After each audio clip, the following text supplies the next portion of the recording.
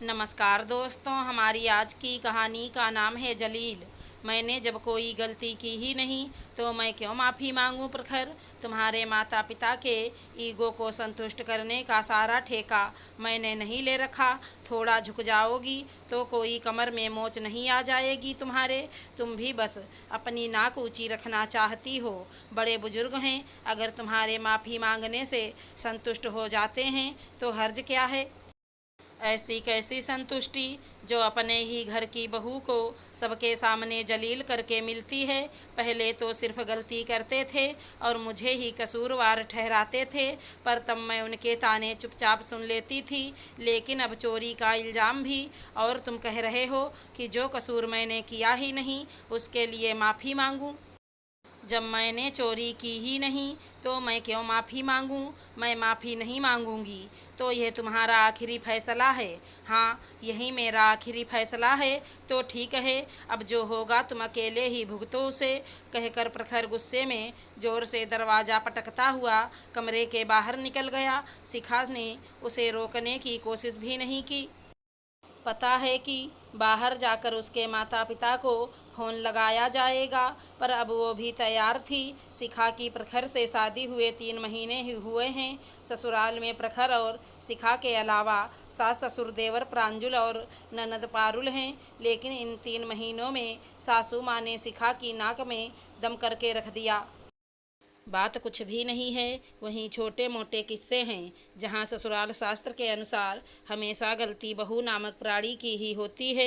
अब सासू माँ गैस पर खुद ही दूध रखकर भूल जाती हैं, लेकिन जब दूध उफन जाता है तो उसके लिए बहू को ही गलत ठहराया जाता है। अब भला बहू को कमरे में कैसे पता चले कि सासू माँ रसोई में दूध रखकर छोड़ चुकी हैं।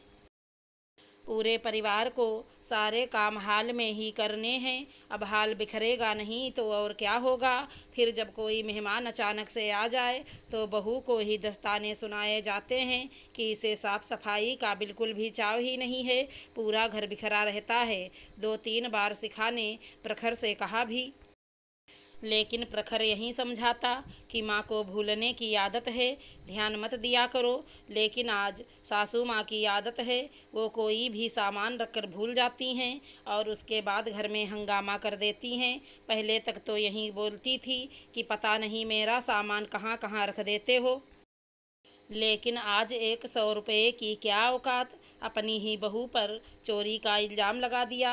और ससुर जी ने भी इस चीज़ में अपनी पत्नी को समझाने की जगह उनका साथ दिया। हुआ यूँ कि आज मौसी सास घर पर आई थी, उनके साथ उनकी बहू भी थी। तो रिवाज के अनुसार मौसी की बहू ने सासू माँ के हाथ में 100 रुपये रखे और उनके पैर दबाए।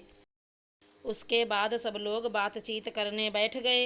2-3 घंटे रुककर मौसी अपनी बहू के साथ रवाना हो गईं। शाम को बाहर चाट वाला आया तो पारुल ने सासू माँ से पैसे मांगे। आलस के मारे सासू माँ अपने कमरे तक नहीं गईं और वहीं वो 100 रुपये का नोट ढूंढने लगीं जो मौसी सास की बहू दे कर गई थी।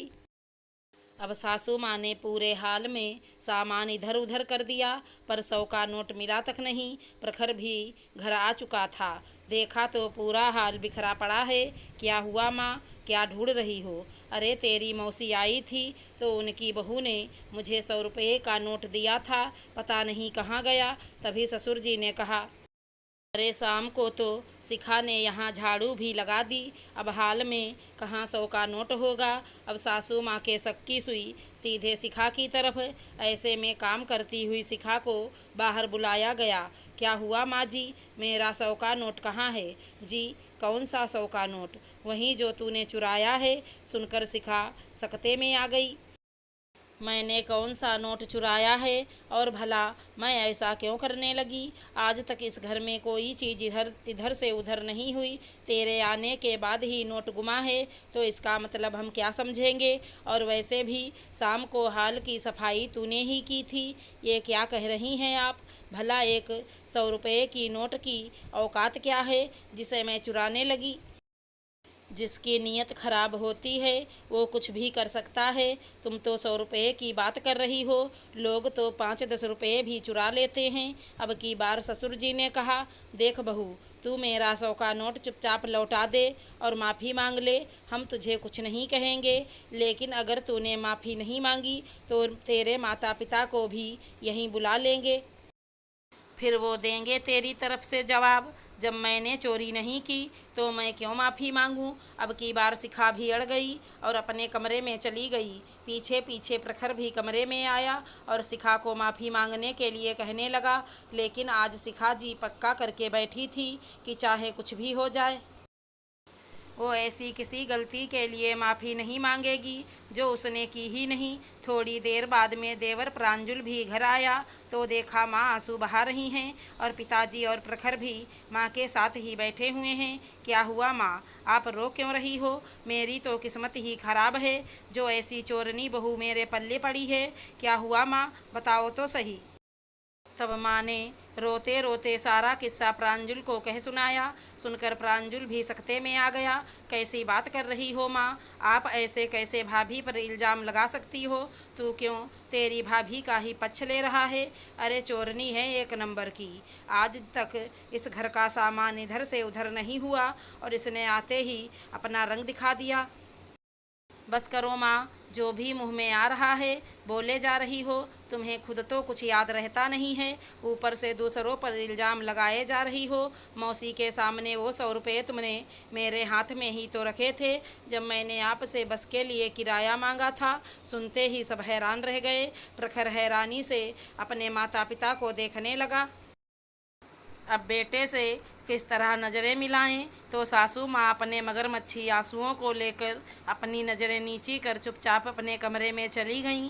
पीछे पीछे ससुर जी भी चलते बने, लेकिन दोनों में से किसी एक बंदे से भी ऐसा नहीं हुआ कि उठ कर के शिखा से माफ़ी तो मांग ले।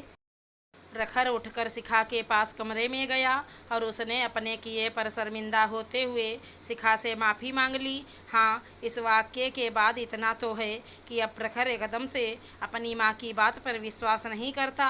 पहले शिखा की भी सुनता है, उसके बाद ही किसी निर्णय पर पहुँचता है। लेकिन एक टीस हमेशा शिखा के मन में रह गई कि अपनी माँ के भुलक्कड़ स्वभाव को जानने के बावजूद भी प्रखर ने उस पर विश्वास नहीं किया। अगर हमारी कहानी पसंद आई है तो चैनल को लाइक शेयर सब्सक्राइब करें। धन्यवाद दोस्तों।